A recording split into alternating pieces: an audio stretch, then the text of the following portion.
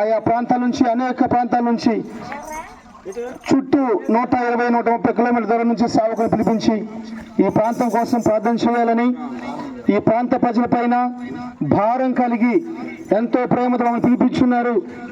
అందుకని మేము వచ్చున్నాం. దేవుని బిడ్డలారా, మీ అందరికీ ఒక శుభవర్తమానాన్ని ప్రకటించడానికి వచ్చున్నాం.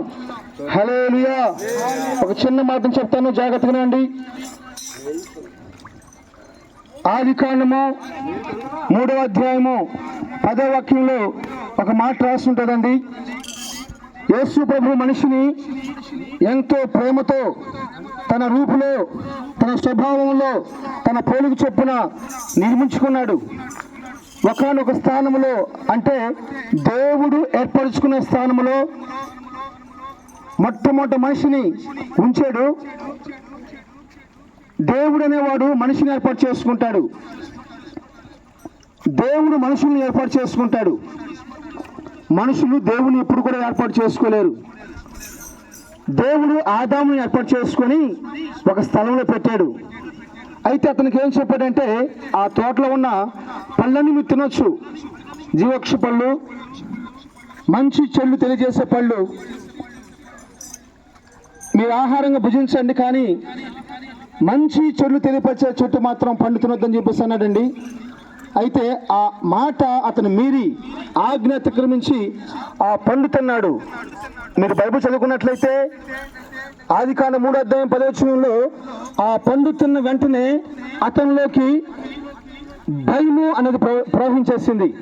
ఆ పండు తిన్న వెంటనే ఆ వ్యక్తిలోకి, మొట్టమొదటి మనిషిలోకి భయము అనేది సంభవించేసింది. ఎప్పుడైతే మొట్టమొదట ఆ మనుషులకు భయం వచ్చిందో, నేటి వరకు కూడా అనేక మందికి భయం ఏర్పాటైపోయిందండి. ధనం ఉన్నంత మాత్రాన భయం లేదంటానికి లేదు. రాజకీయ బలం ఉన్నంత మాత్రాన భయం లేదు అంటానికి లేదు. చదువునంత మాత్రాన భయం లేదు అంటానికి లేదు. తెలుగునంత మాత్రాన భయం లేదంటానికి లేదు. తెల్లవాళ్ళైనా, నల్లవాళ్ళైనా, పొట్టి వాళ్ళైనా, పొడుగు వాళ్ళైనా, ఆడవాళ్ళైనా, మగవాళ్ళైనా, ఆడ మగ కాని వాళ్ళైనా ఎవరైనా సరే ఏదో ఒక సమయంలో భయపడాలి. కానీ ఒకటి విషయం చేసా, ప్రతి ఒక్కరు కూడా మరణం అంటే భయం. కొన్నిటికి కొంతమందికి భయం లేకుండా ఉండొచ్చు, కానీ ప్రతి మనిషికి మరణం అంటే భయపడాలి. ఎందుకంటే భూలోకంలో మరణాన్ని గెలిచిన వాడు ఎవరు లేరు. భూలోకంలో మరణాన్ని జయించిన వాడు ఎవరు లేడు. భూలోకంలో మరణాన్ని శాసించిన దేవుడు ఎవరు లేరు. మరణాన్ని శాసించిన దేవుడు, మరణాన్ని భయపడ్డ దేవుడు నజరేయుడైన యేసుక్రీస్తు ప్రభువారు మాత్రమే. హల్లెలూయా, హల్లెలూయా.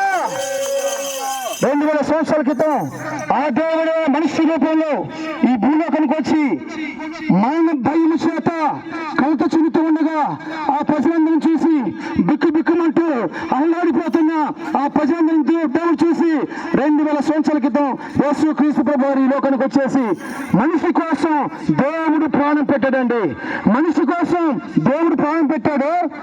ప్రాణం పెడతాం మాత్రమే కాదు, 3 రోజులు సమాధిలో ఉండి సమాధి యొక్క గుండెని చెప్పబడ్డ బండిని చూచుకొని బయటకు వచ్చి నిన్న నేడు నిరంతరమైన సజీవుడిగా ఉన్నాడు. ప్రైజ్ ది లార్డ్, హల్లెలూయా. యోహాను సువార్త, మొదటి యోహాను పత్రిక 3వ అధ్యాయం 1-2 వచనాలు చదువుకుంటే మనం ఎలాగుంటామో తెలియదు, కానీ ఆయన ప్రత్యక్షమైనప్పుడు ఆయనలాగే మనం ఉంటామని చెప్పేసి అని జీవం కలిగిన దేవుని వాక్యం బోధిస్తుంది. అంటే అర్థం ఏంటంటే, ఆయన ఎలా ఉన్నాడు? మరణము లేనివాడిగా ఉన్నాడు. ఆయన ఎలా ఉన్నాడు? సజీవుడై ఉన్నాడు. ఆయన ఎలా ఉన్నాడు? వినేవాడిగా ఉన్నాడు. ఆయన ఎలా ఉన్నాడు? మాట్లాడేవాడిగా ఉన్నాడు. ఆయన ఎలా ఉన్నాడు? సమాధానం చెప్పేవాడిగా ఉన్నాడు. చాలా మంది అనుకుంటారు చచ్చిపోతే చాలు నాకు పని అయిపోయింది అనుకుంటారు. కాదండి, చచ్చిపోయిన జీవితం క్షేమంతా, తర్వాత జీవితం కొన్నంత. చచ్చిపోయిన జీవితం క్షేమంతనండి. చచ్చిపోయేంత వరకు నువ్వెంతకాలం బతికావో అదంతా కూడా క్షేమంత. తర్వాత కొన్నంత ఉంది. ఆ కొన్నంత జీవితం యేసు ప్రభువుని అంగీకరించినట్లయితే నిత్య జీవంలో ఆయనలో మనం ఉంటాము. లేనట్లయితే శిక్షకి మనం పాత్రలు అవుతాం. రోమరేసిన పత్రిక 8వ రాసి ఉంటుంది. యేసుక్రీస్తు ఉన్నవానికి ఎలాంటి శిక్షా విధి లేదని రాసి ఉంటుంది. శిక్ష పాత్రలవుతాం. ఆ శిక్షను తప్పించబడటం కోసమే ఈరోజు సాయంత్రం గుంటూరు అలీబాబా గారి కూడా ఈరోజు సాయంత్రం 7 గంటలకి సువార్త గుడిని ఏర్పాటు చేస్తున్నాం. అనేకమైన సత్యాలు అక్కడికి వచ్చి తెలుసుకోవచ్చు. యేసు ప్రభువుని నమ్ముకోవడానికి, యేసు ప్రభువుని అంగీకరించడానికి, నిత్య జీవం చేర్చబడటానికి చక్కని మార్గాన్ని దైవజనులు యేసుప్రభు గారు మన కోసం ఏర్పాటు చేశారు. కాబట్టి మిమ్మల్ని అందరూ ప్రేమపూర్వకంగా ఆహ్వానం చేస్తున్నాం. దేవుడు మిమ్మల్ని, మీ కుటుంబాన్ని, మీ బిడ్డల్ని, మీ చదువు కష్టాలని, మీ పాడు పంటల్ని దీవించి ఆశీర్వించి అత్యధికంగా దీవించును గాక. భూలోకానికి పరలోకానికి మీ దీవెనకరంగా మార్చబడుతురు గాక. ఈ సమయంలో దైవజనులు మరి అబ్రహాం గారు మంచిగా మన మధ్యలో ఉన్నారు. అమర్తులైన పరిసర ప్రాంతాల్లో సాగు చేసిన దైవజనులు మనందరి కోసం చిన్న ప్రార్థన చేస్తారు. మీకు ఎవరికైనా ప్రార్థన అవసరం ఉంటే వచ్చి మన దగ్గర కోసం మేము ప్రార్థన చేస్తాం. లేని ఏళ్ళ ఈ ప్రార్థన దైవజనులు చేస్తుండగా ఏకీభవించండి. దేవుడు మీకు సహాయం చేస్తాడు.